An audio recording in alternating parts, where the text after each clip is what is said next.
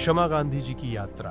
एक बार की बात है कि महात्मा गांधी जी पानी वाले जहाज में सफर कर रहे थे। शाम का समय था। सभी यात्री अपने अपने केबिन से बाहर आकर खुले में बैठे थे। कुछ यात्री मनोरंजन के अनेक साधनों से स्वयं को तथा अन्य यात्रियों का मनोरंजन कर रहे थे, तो कुछ यात्री जहाज के किनारे पर खड़े होकर समुद्र में उठती लहरों का आनंद ले रहे थे।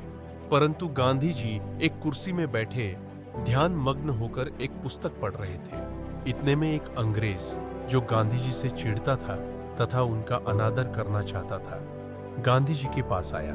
वह गांधी जी के हाथ में कागज के 4 पृष्ठ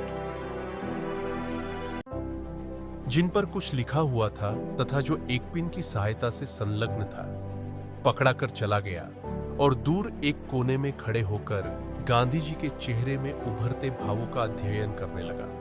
गांधी जी ने उन पृष्ठों को क्रमानुसार खोला तथा उसे पूरा ऊपर से नीचे तक पढ़ा। उन कागजों पर बहुत ही बुरे तथा असभ्य शब्दों में गांधी जी के लिए गालियां लिखी हुई थी।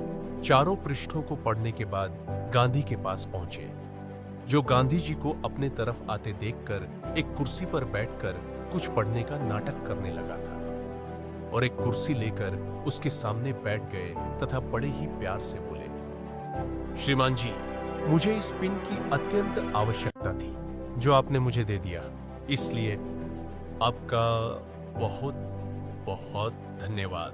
बाकी इन कागजों की मुझे आवश्यकता नहीं है, क्योंकि ये मेरे काम की चीज नहीं है, इसलिए इसे आप वापस अपने पास ही संभाल कर रखें। हो सकता है ये आपके काम आ जाए।